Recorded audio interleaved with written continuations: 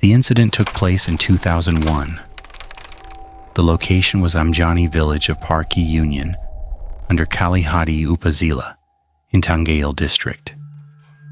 In that village, there was a family who, like many others, were involved in the traditional saree weaving industry. One of the members of that family was named Rewaj. He continued the legacy passed down from his father and grandfather. Rewaj built his house near his in-laws' area, which was very close to his own family's home. Their workshop, where they worked, was located beside his ancestral house, in a separate room that contained several hand looms. Rewaj, along with his father and grandfather, were highly skilled in making saris. Their work was considered better than others. He had several workers who also worked regularly. Usually work would end by around 10 p.m.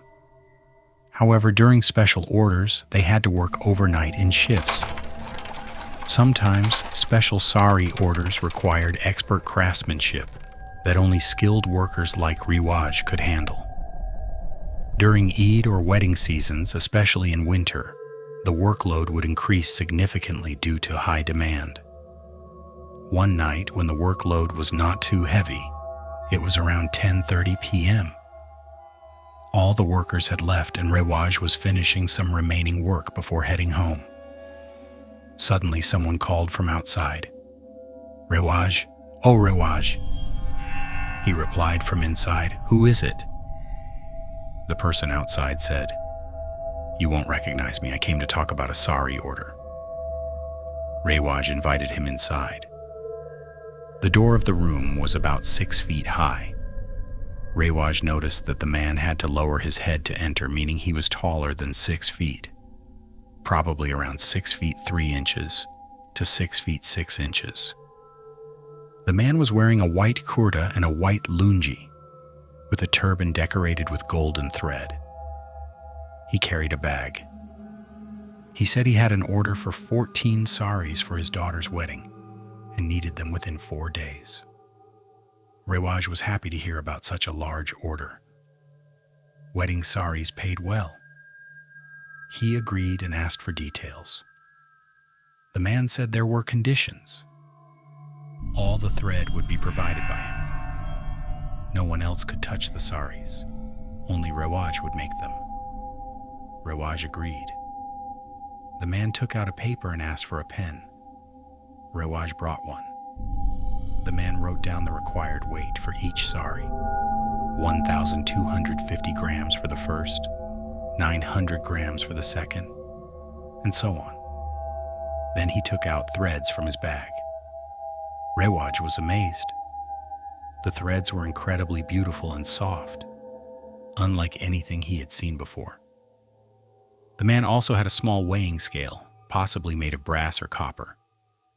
He measured and gave each bundle carefully, each in different colors, labeling them separately. He emphasized again, no mixing with other threads. He paid 3,000 taka in advance and said he would return after 4 days at the same time. The next day, Rewaj thought if his workers saw the threads, they might be tempted to steal them. So he decided to keep them hidden and work on them alone at night. However, he made a mistake.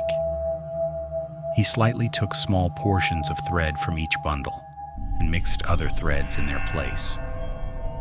He thought he could use the original threads later in other saris to make them special. At night, after dismissing his workers, he worked alone. By the 4th day, he had only completed 8 saris. That night, the man returned. Rewaj apologized and asked for 2 more days. The man hesitated but agreed after seeing the finished saris, which he liked very much. He took those and said he would return later for the rest. 2 days later, he came again, took the remaining saris, and paid 7,000 taka, making it 10,000 taka total, which was a lot in 2001. Rewaj was thinking, all right, these few threads that I've kept, I should use them somehow. Let's see when I can use them. After that, he made 2 saris.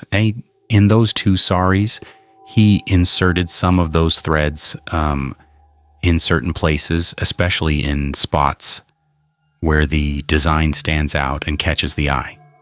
In 1 or more such places, he used those threads. Then he sold the 2 saris. Even after selling them, another 5 to 7 days passed. One night, he closed his workshop and stepped outside. Earlier, I mentioned that his in-laws' house was in that direction. As he was heading that way, suddenly he saw a female figure standing there. In the faint moonlight, her face could be seen. Her hair was extremely long and dense, stretching far into the distance. It wouldn't be accurate to say that the figure was terrifying. She seemed normal. However, it wasn't clear what color dress she was wearing. It looked like some kind of saree, but in the darkness it was impossible to tell whether it was red, blue, or green. But it definitely wasn't white. That female figure spoke in a normal voice, just like any ordinary woman. She said, "Rewaz, what you have done is not good. You will be responsible for the deaths of many people. Return what you have taken." Hearing this, he realized that something terrifying had appeared before him. He had a lantern in his hand.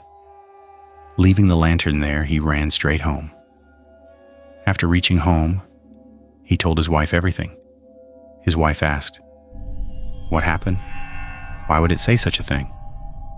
Riwaz replied, "I don't really understand what I've done. What is it asking me to return? I truly don't understand." The reason he couldn't understand was that when threads are supplied, sometimes extra threads remain, or they keep some aside. This happens often in such work.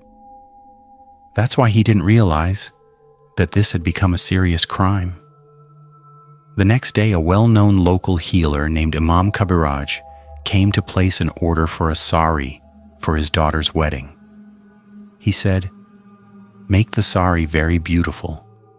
I have only one daughter, and I'm arranging her wedding with great care and expense. So please make it very well." After giving all the necessary instructions, he left. Rewaz then began making the saree and inserted some of those threads into it. Once it was finished, Imam Kabiraj came and took it the day before the wedding. The wedding took place the next day. The following day around noon, Imam Kabiraj came rushing back to Rewaz in panic. He said, "Rewaz, what thread did you use in that saree?" Rewaz was startled. Imam Kabiraj insisted, "Tell me properly. My daughter is no longer alive because of you. Tell me what you did. Where did you get this thread?" Rewaz replied, "I bought the thread from the market. We always buy from our suppliers."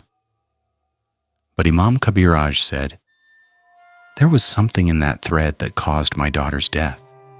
Tell me the truth." At first, Rewaz hesitated, but Imam Kabiraj continued. He explained that after his daughter wore the saree, the next morning her bloodied body was found in the bridal room. Her husband was beside her crying. Naturally, he was accused of murder. He insisted he knew nothing. There had been no argument or violence, but no one believed him, and the police were called. Imam Kabiraj, being a healer himself, had some controlled jinn. After handing over his son-in-law to the police, he consulted his jinn, as he felt the boy could not have done such a thing. He had thoroughly checked the boy before arranging the marriage. During his consultation, he learned something horrifying. The person who had brought the thread was Abbas, the husband of a powerful jinn queen named Sahara. The threads actually contained strands of Sahara's hair mixed within them, almost half and half. When the saris were made using this thread, Abbas had come, liked the saris, and taken them without realizing anything unusual. Sahara also liked them and did not notice anything wrong. The problem arose when Imam Kabiraj's daughter wore the saree. As soon as the hair touched a human body, Sahara realized it. She understood that her hair had been stolen and mixed into thread. Since the hair and thread looked identical, it was impossible to distinguish them. Immediately, Sahara killed the girl. She couldn't kill Rewaz because he had made the saree with his own hands. His touch was on it. Killing him would cause great harm to herself and her kind. In her rage, she struck her husband Abbas and killed him in a single blow, blaming him for not properly checking the saree. Imam Kabiraj told Rewaz all this and said, "Because of your wrongdoing, my daughter is dead. You may have made 2 more sarees. Who knows how many more will die? Do you still have any thread left?" Rewaz admitted he did. Imam Kabiraj warned him that he had created a deadly trap. He then suggested a solution. When Sahara appears again after another saree is worn and someone is killed, Rewaz must return all the thread and beg for forgiveness. After a few days, Sahara appeared again at night. She said, "Rewaz, how could you betray me like this? Because of you, I killed my own husband. I became a widow. I would have killed you long ago, but I cannot, as it would harm my kind." Rewaz, trembling, said he would return the thread. He rushed to his workshop, brought the remaining thread, and handed it to her. Sahara then told him there were still 2 threads stuck in his loom. He found them and gave them to her as well. Finally, Sahara said, "I curse you. With these 2 hands, you will never be able to make another saree or do any work again."